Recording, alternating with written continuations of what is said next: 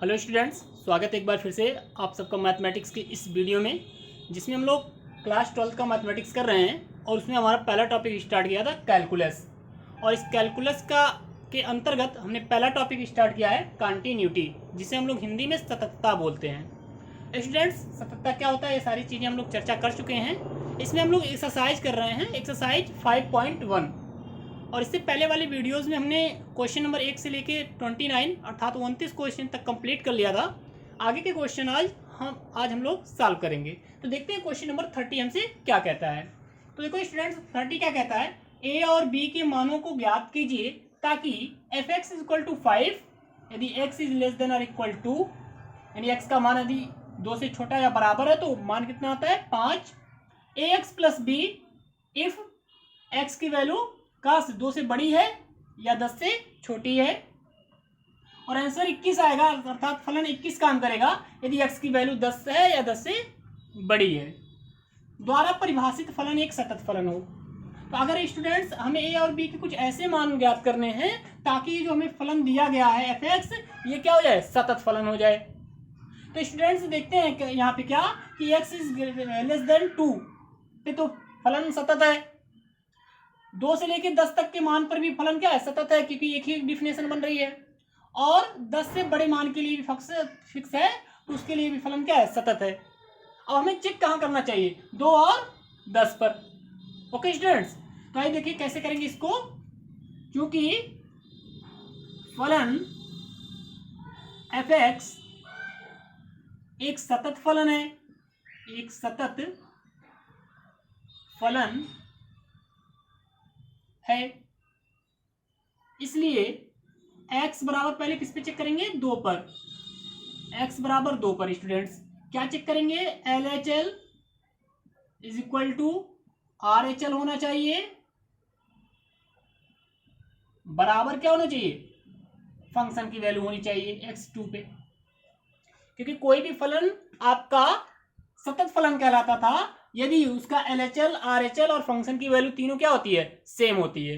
Okay students, आइए check कर लेते हैं, इसका LHL लगाते हैं। कैसे यूज करेंगे, लिमिट x टेंडिंग टू 2 हो जाएगा, f(x) is equal to limit x tending to 2 f(x). आप इसमें अंतर करने के लिए यहाँ पे माइनस लगा सकते हैं, यहाँ पे प्लस। माइनस का मतलब LHL और प्लस का मतलब क्या होता है students, RHL is equal to function f2 हो जाएगा। ओके स्टूडेंट्स, आगे देखिए, अब वैल्यू इसमें रखते हैं। चलिए लिमिट चेंज कर देते हैं। तो लिमिट चेंज करते ही लिमिट क्या बन जाती है स्टूडेंट्स, h टेंडिंग टू 0। और अपना जो f(x) है वो हो जाता है f2 माइनस h, 2 से थोड़ा सा छोटा, इज इक्वल टू, ये देखिए स्टूडेंट्स क्या हो जाएगा, लिमिट h टेंडिंग टू 0 ये भी हो जाएगा, और ये f2 प्लस h हो जाएगा, is equal to f2। Now students, अगर हम लोग फंक्शन देखें कौन सा काम करेगा, तो यहाँ पे देखें 2 से छोटी वैल्यू है, 2 माइनस h यानी 2 से छोटे, और 2 से छोटी होने पर क्या होता है स्टूडेंट्स, 5 आंसर देता है हमेशा। तो इसका डायरेक्ट आप क्या बोल सकते हो, limit h tending to 0, function क्या काम करेगा students, 5। Okay, now is equal to 2 plus h है स्टूडेंट्स, यानी 2 से थोड़ा सा अधिक। तो 2 से थोड़े से अधिक पे कौन काम करता है, ax प्लस b। तो हो जाएगा student limit h tending to 0। अब देखिए x था तो x आता था, लेकिन x के स्थान पे 2 प्लस h हो गया, तो जहां जहां x है वहां पे क्या लिखेंगे स्टूडेंट, 2 प्लस h। तो हो जाएगा a 2 plus h plus b। Okay student, is equal to f2। f2 पे देखिए क्या काम कर रहा है, f2 पे कितना आता है आंसर स्टूडेंट्स, 5। तो f2 की वैल्यू कितनी हो जाएगी, 5। नाउ स्टूडेंट्स इसमें देखिए लिमिट रखाएगी नहीं, तो इसका आंसर कितना आएगा, 5 इज इक्वल टू, इसमें देखिए रख दीजिए। तो जैसे इसमें रखेंगे students a 2 plus 0 plus b is equal to कितना आएगा स्टूडेंट्स, 5। नाउ स्टूडेंट्स हम क्या देख रहे हैं, ये दोनों तो आपस में इक्वल ही हैं, तो ये इसकी इक्वल हो जाएगा। इस प्रकार 2 का गुणा a से होगा तो क्या हो जाएगा स्टूडेंट्स, 2a प्लस a का गुणा 0 से होगा तो 0 समाप्त हो गया, plus b is equal to कितना आ जाएगा स्टूडेंट्स, 5। अब इसको मान लेते हैं इक्वेशन नंबर फर्स्ट। तो हमने x बराबर 2 पे चेक किया, तो x बराबर 2 पे हमें क्या मिल गया, 2a plus b equal to 5। अब इसी प्रकार स्टूडेंट्स एक जगह और चेक करेंगे हम लोग, कहाँ पे चेक करेंगे, x बराबर 10 पे। तो देखते हैं x बराबर 10 पे क्या आता है, x इज इक्वल टू 10 पर। इस पर भी क्या होगा, LHL बराबर होगा RHL बराबर होगा F10 पे वैल्यू। ओके स्टूडेंट्स, चलिए इसको लगाते हैं हम लोग। तो लिमिट इस बार क्या होगा, x tending to 10 fx plus कर दीजिए, माइनस कर दीजिए ताकि पता चले LHL है, is equal to limit x tending to 10 plus यानी RHL है आपका fx इज इक्वल टू हो जाएगा F10। ओके स्टूडेंट्स, आगे देखिए क्या हो जाएगा, लिमिट चेंज करोगे इसका, तो लिमिट h टेंडिंग टू 0 ये हो जाएगा F10 माइनस h, और इसको जब चेंज करेंगे तो limit h tending to 0 F10 plus h और इक्वल टू हो जाएगा F10। चलिए स्टूडेंट्स वैल्यू रखते हैं। जब 10 से छोटा होगा, तो 10 से छोटे होने पे कौन सा फंक्शन लगता है, ax प्लस बी लगता है स्टूडेंट्स। तो ax प्लस बी कब लगता है, जब x होता है, बट यहाँ क्या है 10 माइनस h, तो लिमिट हो जाएगा h tending to 0 a10 minus h plus b. Okay students, is equal to 10 से बड़ा, तो 10 से बड़ा होने पे क्या आता है स्टूडेंट्स, 21 आता है, फिक्स है। तो यहाँ पे क्या हो जाएगा 21 इज इक्वल टू F10, 10 पर भी कितना आता है स्टूडेंट्स 21, तो ये भी कितना हो जाएगा 21। नाउ स्टूडेंट्स लिमिट जैसे ही रखोगे, देखो यहाँ पे 0 रखोगे, 10 में से 0 गया 10, तो 10 का गुणा a से हो जाएगा, कितना आ जाएगा 10a आ जाएगा स्टूडेंट्स, और प्लस क्या है b। अब स्टूडेंट्स ये 21 21 है, तो एक ही के बराबर करिए, बराबर कितना हो जाएगा 21। इसको मान लेते हैं इक्वेशन नंबर 2। तो इस प्रकार स्टूडेंट्स इक्वेशन 1 मिल गई, 2a plus b equal to 5 और 10a plus b equal to 21 मिल गया दूसरा समीकरण। अब अगर स्टूडेंट समीकरण 2 में से समीकरण 1 घटा दें, क्या करेंगे स्टूडेंट्स, समीकरण 2 से समीकरण 1 घटाने पर तो स्टूडेंट देखिए क्या आ जाएगा यहाँ पे, अगर हम लोग घटा देंगे तो देखिए 10 घटाए थे कैसे, LHL का LHL में घट जाएगा, RHL का RHL में घट जाएगा। तो समीकरण 2 से घटाना, तो 10a है, यहाँ पे 2a है, तो 10a में से 2a गया 8a। फिर देखिए स्टूडेंट्स यहाँ पे क्या है b, और इस यहाँ पे b घटेगा तो क्या आ जाएगा, खत्म हो जाएगा, ये b में से b गया 0, और फिर यहाँ पे देखिए स्टूडेंट्स 21 में से कितना निकलेगा 5, तो कितना बच जाएगा 16। तो इसको सॉल्व कर लीजिए स्टूडेंट्स, तो a इक्वल टू कितना मिल गया 8 दूनी 16। तो आपको इस प्रकार स्टूडेंट्स a की वैल्यू कितनी मिल गई 2। अब समीकरण 1 में a का मान रखने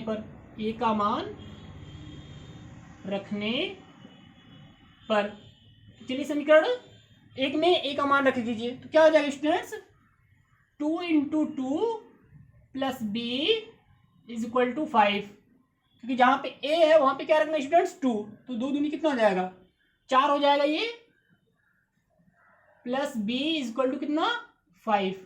तो स्टूडेंट्स अगर यहां से हम लोग b निकालेंगे तो 5 में से 4 गया 1,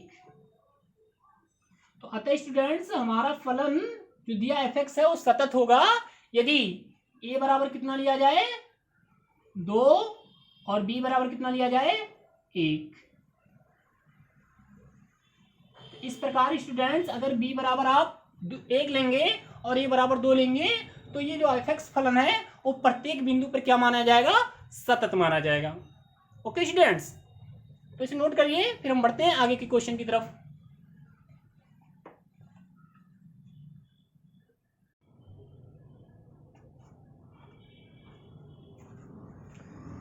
देखते हैं next question students, question number 31, 32, 33, 34 सारे क्वेश्चन एक ही टाइप के हैं स्टूडेंट्स। इनको भी आप जिस तरह अभी तक प्रूफ करते आए हैं सततता, उस तरीके से इन्हें भी प्रूफ कर सकते हैं। अदरवाइज एक और मेथड है, उससे भी प्रूफ कर सकते हैं। तो आइए पहले हम वो मेथड सीखते हैं जो आपने करते आए हैं। तो देखिए क्वेश्चन नंबर 31 क्या कहता है, कह रहा है फलन f x equal to cos x square. आपको यहाँ पे फलन दिया है f x is equal to cos x square. Okay students, तो ये आपको फंक्शन दे दिया है, आपको चेक करना है इसकी कंटिन्यूटी को अर्थात सततता को। तो यहाँ पे कोई बिंदु दिया नहीं है, तो हम क्या करते हैं बिंदु मान लेते हैं। माना x इज इक्वल टू सी एक वास्तविक संख्या है, एक वास्तविक संख्या है। ओके स्टूडेंट्स, तो यहाँ पे हम क्या एज्यूम कर लेंगे कि f x is equal to जो cos x स्क्वायर है, यहाँ पे कोई बिंदु नहीं दिया है, तो मान लेते हैं x इज इक्वल टू सी एक वास्तविक संख्या है। अब अगर x बराबर c पे हमने इसको कंटिन्यूटी दिखा दिया, तो प्रत्येक वास्तविक संख्या पे फलन क्या हो जाएगा, कंटिन्यूटी हो जाएगा अर्थात सतत हो जाएगा। तो आइए देखते हैं कैसे करेंगे। x बराबर c पर, तो x बराबर c पर सबसे पहले क्या निकालिए, एफ सी निकालिए। सबसे पहले फलन की वैल्यू चेक कर लीजिए। तो c क्या हो जाएगा, cos x square, sorry c है तो क्या हो जाएगा सी स्क्वायर। ओके स्टूडेंट्स, अब क्या करेंगे, अब हम चेक करेंगे इसका L H L. L H L होता है limit x tending to c f x. Okay students, solve कर दीजिए इसको। लिमिट एच टेंडिंग टू 0 हो जाएगा, लिमिट बदलेंगे, और ये हो जाएगा एफ सी माइनस एच, सी से थोड़ा सा छोटा। चलिए वैल्यू रखते हैं इसकी स्टूडेंट्स। तो लिमिट एच टेंडिंग टू 0, तो जहां जहां एक्स है वहां पे क्या आ जाएगा, सी माइनस एच आ जाएगा स्टूडेंट्स। तो रखते हैं इस बात को, तो क्या हो जाएगा कॉस, और ये हो जाएगा सी माइनस एच का होल स्क्वायर। ओके स्टूडेंट्स, अब देखिए ए माइनस बी का होल स्क्वायर है, तो उसको तो आप ओपन कर सकते हैं। तो लिमिट एच टेंडिंग टू 0, ये क्या हो जाएगा cos c square plus h square minus 2सी एच। ओके स्टूडेंट्स, अब लिमिट की वैल्यू रख दीजिए। तो लिमिट की वैल्यू हो जाएगी सी स्क्वायर, सॉरी कॉस है students, cos c square plus 0 का स्क्वायर माइनस 2c इंटू 0। तो स्टूडेंट्स ये 0, तो फंक्शन क्या आ गया, cos c square. Okay students, इसी प्रकार आप क्या चेक कर लेंगे पुनः आर एच एल को, आर एच एल। तो आर एच एल देखा जाए तो क्या है students, limit x tending to c f x, जो कि हो जाएगा limit h tending to 0 f c plus h. Okay students, देखिए इस बार क्या हो जाएगा, लिमिट एच टेंडिंग टू 0, इस बार एक्स की जगह पे क्या खुलेगा, सी प्लस एच खुलेगा, तो हो जाएगा कॉस सी प्लस एच का होल स्क्वायर। इसमें भी सूत्र आप रखेंगे तो कट जाएगा, तो क्या आ जाएगा ये भी स्टूडेंट्स, कॉस सी स्क्वायर। तो ये हमेशा की तरह बोलेंगे, क्योंकि एल एच एल इक्वल आ चुका है आपका r H l is equal to आ चुका है फंक्शन कहता है एफ सी। तो इसलिए फलन एफ एक्स प्रत्येक वास्तविक संख्या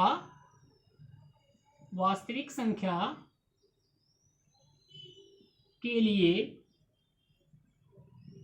क्या हो जाएगा, सतत होगा। ओके स्टूडेंट्स, तो इस प्रकार आप क्वेश्चन नंबर 31 को कंप्लीट कर सकते हैं। एक्स आपने एज्यूम कर लिया, एक्स इक्वल टू सी एक वास्तविक संख्या है, तो एक्स बराबर सी पे फंक्शन की वैल्यू, एल एच एल की वैल्यू, आर एच एल की वैल्यू, तीनों वैल्यू सेम आ रही है। आपने इस तीनों वैल्यू को सेम दिखा दिया है, तो आप बोलोगे फलन एफ एक्स प्रत्येक वास्तविक संख्या के लिए क्या होगा, सतत होगा। ओके स्टूडेंट्स, चलिए अब एक दूसरा मेथड सिखाते हैं जो आपको एनसीईआरटी बुक में दिया है इन ऐसे क्वेश्चनों को करने के लिए। ओके स्टूडेंट्स, तो आइए देखते हैं उसको उस तरीके से कैसे करेंगे। उसमें क्या होता है स्टूडेंट्स, हम इस फलन को मान लेते हैं और फिर कंपोजिशन ऑफ फंक्शन लगाते हैं। Okay students, composition of function, composition of function मतलब क्या होता है, मान लीजिए आपके पास एक फलन है एफ एक्स, ओके स्टूडेंट्स, मान लेते हैं एक्स स्क्वायर था, और एक फलन है जी एक्स जो कि मान लेते हैं 2 cos x था, ओके स्टूडेंट्स। तो एक फलन एफ एक्स है और एक फलन क्या है जी एक्स। तो एफ ओ जी या जी ओ एफ, ठीक है, यही क्या होता है स्टूडेंट्स ऑफ एक्स, यही होता है कंपोजिशन ऑफ फंक्शन, जो कि आप पहले चैप्टर में पढ़े थे संबंध और फलन में। तो f o g of x, g o f x, इसी को बोलते हैं कंपोजिशन ऑफ फंक्शन, फलनों का संयोजन। अब ये होता कैसे, जैसे मान लीजिए आप स्टूडेंट्स एफ ओ जी निकाल रहे हो ऑफ एक्स, तो ये बराबर होता है F G x, okay students, वो हटेगा तो जी एक्स। अब देखिए फलन कैसे निकालेंगे, एफ जी एक्स, तो जी एक्स कितना है स्टूडेंट्स 2 cos x, जी एक्स कितना होता है 2 cos x। अब हमें क्या निकालना है, एफ एक्स की तरह काम करेगा ये, तो यहाँ एक्स है तो यहाँ एक्स स्क्वायर खुलता है स्टूडेंट्स, और यहाँ पे क्या है 2 cos x है तो ये खुलेगा 2 cos x का होल स्क्वायर। तो ये किसकी वैल्यू होगी, एफ ओ जी की।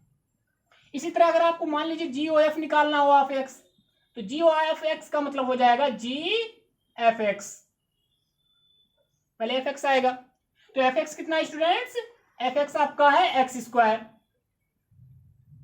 तो जी एक्स स्क्वायर हो गया। अब जी एक्स स्क्वायर का कैसे निकालेंगे, इस फलन के अनुसार निकालेंगे। देखिए स्टूडेंट जब एक्स होता है तो यहाँ पे एक्स आता है, यहाँ पे एक्स स्क्वायर है तो यहाँ पे क्या आ जाएगा एक्स स्क्वायर, यानी 2 cos एक्स स्क्वायर। तो ये एफ ओ जी है और ये जी ओ एफ है। तो इस तरीके से भी इस क्वेश्चन को हम लोग क्या कर सकते हैं, सॉल्व कर सकते हैं। देखिए कैसे करेंगे,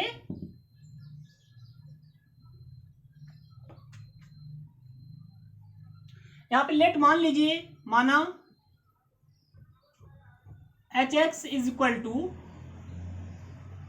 एक्स स्क्वायर तथा g x is equal to cos x, okay students. तो यहां पे देखिए हमने दो फलन को मान लिया, ये जो हमारा फंक्शन था एफ एक्स, इसको हमने दो फलन में तोड़ लिया, एक एच एक्स में तोड़ लिया और एक जी एक्स में तोड़ लिया। एच एक्स कितना हो गया एक्स स्क्वायर और जी एक्स कितना हो गया कॉस एक्स। क्योंकि एच एक्स एक बहुपद है तथा जी एक्स एक त्रिकोणमितीय फलन है, कोणमितीय फलन है। अब देखिए बहुपद एक्स स्क्वायर क्या होता है, बहुपद होता है, और cos x एक त्रिकोणमितीय फलन होता है, तो इसलिए हमारा एच एक्स व जी एक्स सतत फलन होंगे, सतत फलन होंगे, ओके स्टूडेंट्स। भाई क्या होगा, ये दोनों सतत फलन होंगे, कौन कौन, एच एक्स और जी एक्स। अब हम क्या निकालेंगे स्टूडेंट, एच एक्स एक बहुपद है तथा जी एक्स एक त्रिकोणमितीय फलन है, एच एक्स व जी एक्स एक सतत फलन होगा। यहाँ पे आगे थोड़ा सा बढ़ा लीजिए, प्रत्येक वास्तविक संख्या के लिए, वास्तविक संख्या के लिए, अर्थात प्रत्येक वास्तविक संख्या के लिए एच एक्स और जी एक्स क्या होंगे, आपके क्या होंगे, सतत फलन होंगे। नाउ अब हम लोग क्या निकालेंगे स्टूडेंट्स, अब हम इसका कंपोजिशन निकालेंगे, अर्थात जी ओ एच निकालेंगे, जी ओ एच ऑफ एक्स निकालेंगे, ओके स्टूडेंट्स। तो जी ओ ऑफ एच कैसे निकलेगा, देखिए कैसे निकलेगा, ये g o of x is equal to हो जाएगा जी एच एक्स, पहले एच है तो एच को साथ एक्स के साथ ले लेंगे, तो देखिए क्या आ जाएगा स्टूडेंट्स, जी और ये एच एक्स, तो एच एक्स है कितना एक्स स्क्वायर, तो हो जाएगा एक्स स्क्वायर,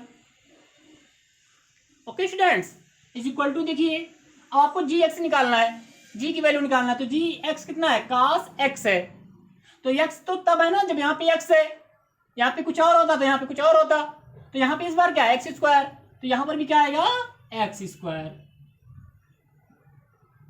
तो आप क्या देख रहे हो स्टूडेंट, जो हमारा फंक्शन था वो फंक्शन आ गया। फंक्शन क्या था, f x equal to cos x square, और हमारा जी ओ एच भी कितना आ रहा है, cos x स्क्वायर। तो स्टूडेंट्स एच एक्स और जी एक्स फलन है, तो इसका कंपोजिशन भी क्या होगा, सतत फलन होगा। लिखेंगे इसलिए क्योंकि एच एक्स व जी एक्स सतत होने पर जी ओ एच ऑफ एक्स भी सतत होता है, सतत फलन होता है। अतः फलन f x is equal to cos x square प्रत्येक वास्तविक संख्या के लिए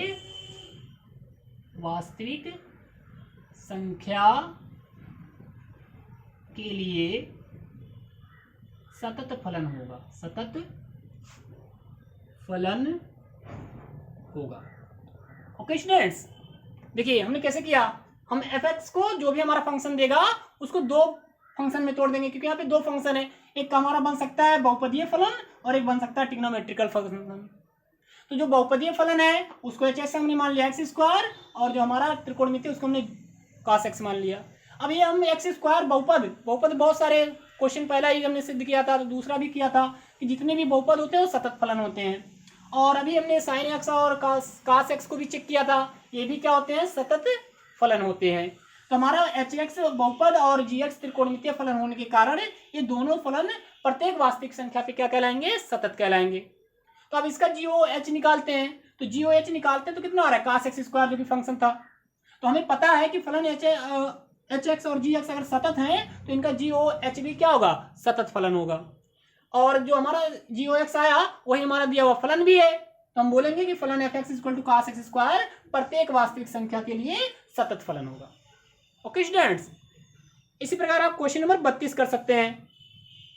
32 में देखिए क्या मान लिया कि आपका एफ एक्स इक्वल टू, इसको मिटा देते हैं हम थोड़ा सा,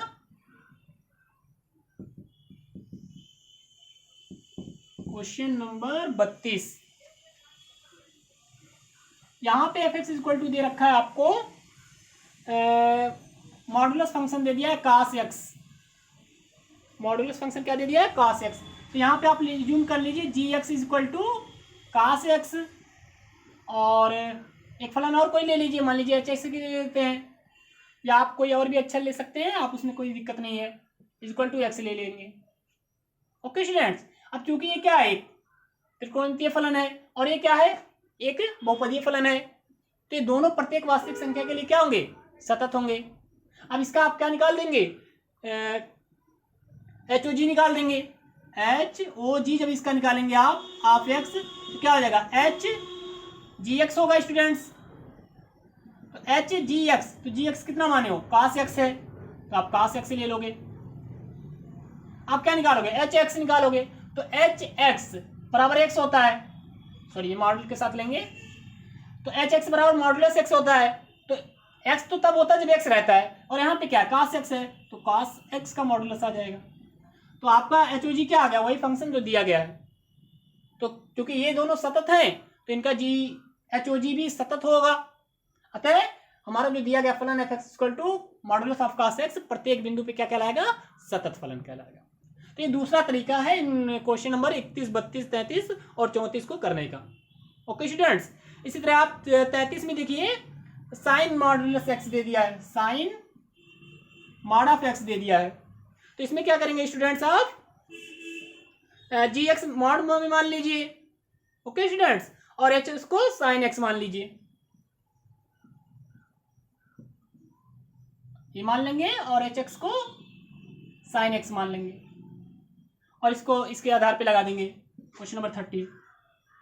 और इसी तरह 34 में आपको दोनों अलग अलग मान लेना है। मॉड ऑफ क्या दिया है, एक्स दिया है, और minus mod of x plus 1 दिया है स्टूडेंट्स। तो एक को आप जी एक्स को मान लीजिए मॉड एक्स, और इसको मान लीजिए एच एक्स इक्वल टू मान लीजिए एक्स प्लस 1 मॉड में। तो इस पे क्वेश्चन पे लगा देंगे तो ये सॉल्व हो जाएगा स्टूडेंट्स। ओके, प्रकार आपकी एक्सरसाइज जो सततता कंटिन्यूटी पे आधारित थी वो समाप्त होती है। 34 क्वेश्चन थे, हमने आपको सारे क्वेश्चन करवा दिए गए हैं।